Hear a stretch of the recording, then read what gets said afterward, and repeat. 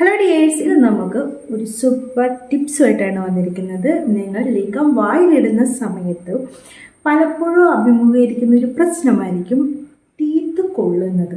അപ്പം നിങ്ങൾക്ക് ശരിക്കായിട്ടും അത് എൻജോയ് ചെയ്യാൻ പറ്റാത്ത അവസ്ഥ വരാറുണ്ട് അല്ലേ? അപ്പോൾ അത് ഒഴിവാക്കാൻ വേണ്ടിയിട്ട് എന്തൊക്കെ കാര്യമാണ് ചെയ്യേണ്ടത്? ലിംഗം വായിലിടാൻ ആഗ്രഹിക്കുന്ന ഒരു സ്ത്രീയാണെങ്കിൽ ഇത് അറിഞ്ഞിരിക്കേണ്ടത് ഇമ്പോർട്ടൻ്റ് ആണ്. ചില സ്ത്രീകൾ കമൻറ്റ് ഇട്ട് ഞാൻ കണ്ടിട്ടുണ്ടായിരുന്നു, ഇപ്പോൾ എന്തൊക്കെയാണ് പറയുന്നത്, ലിംഗം വായിലിടുന്നു, അയ്യേ വൃത്തികേട് എന്നൊക്കെ.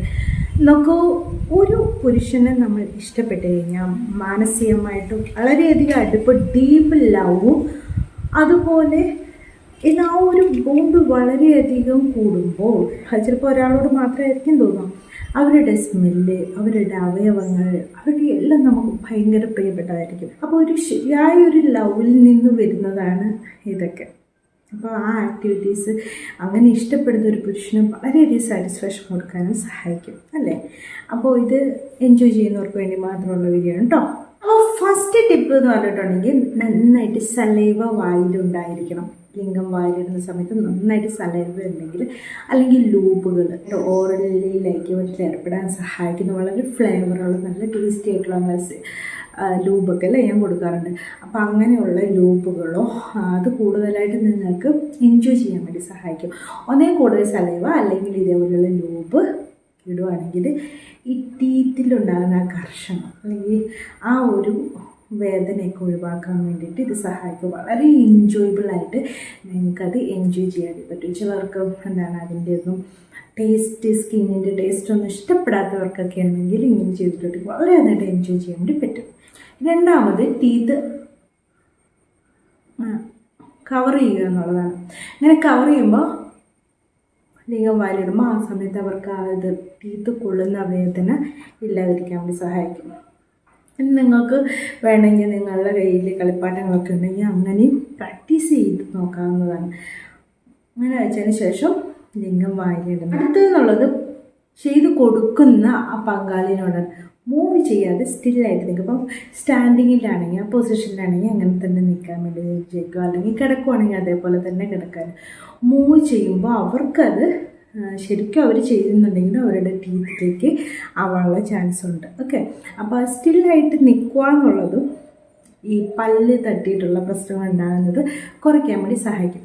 അടുത്ത ടിപ്പ് പറയുന്നതിന് മുമ്പ് നിങ്ങളുടെ ടൈമിംഗ് ഒക്കെ കൂട്ടാൻ വേണ്ടി സഹായിക്കുന്ന, ലിംഗത്തിൻ്റെ യഥാർത്ഥ സൈസിലേക്കും തടിയിലേക്കും ഒക്കെ എത്തിക്കാൻ സഹായിക്കുന്ന നാച്ചുറലായിട്ടുള്ള ഓയിൽ നിങ്ങൾ ലൈംഗികബന്ധത്തിന് ഒരു 15 മിനിറ്റ് മുമ്പൊക്കെ നിങ്ങൾക്ക് യൂസ് ചെയ്യാം. സ്വയംഭോഗം ചെയ്യുമ്പോൾ നിങ്ങൾക്ക് ഇത് യൂസ് ചെയ്യാം. രാവിലെയും രാത്രിയും കിടക്കുന്നതിന് മുമ്പൊക്കെ യൂസ് ചെയ്യുക. ഇത് ലൈംഗികബന്ധത്തിൽ ഏർപ്പെടുന്നവർക്ക് മാത്രമല്ല, ഓവറോൾ നിങ്ങളുടെ ലിംഗത്തിൻ്റെ ഹെൽത്ത് ആഗ്രഹിക്കുന്ന ആർക്കും ഇത് യൂസ് ചെയ്യാം കേട്ടോ.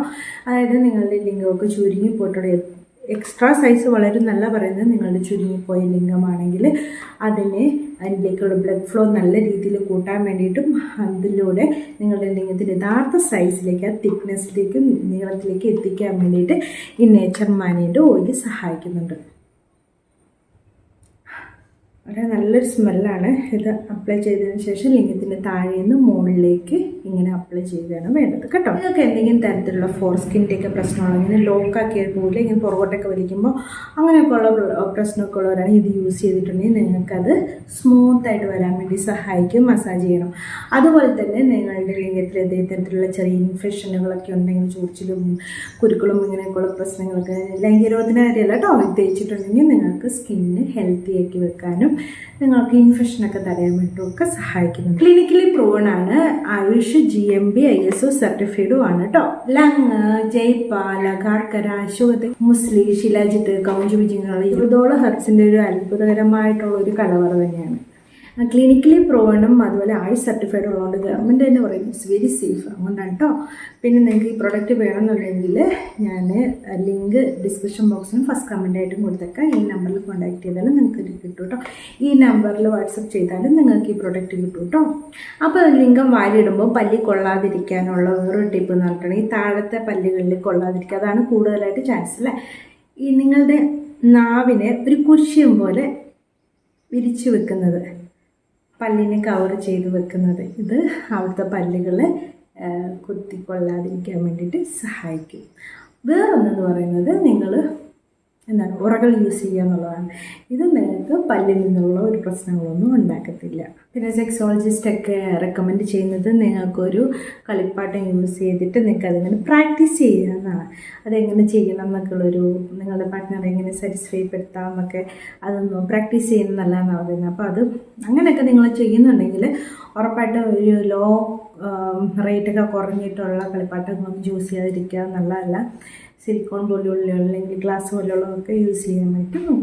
Okay, thanks for watching my video. See next time with a new tip.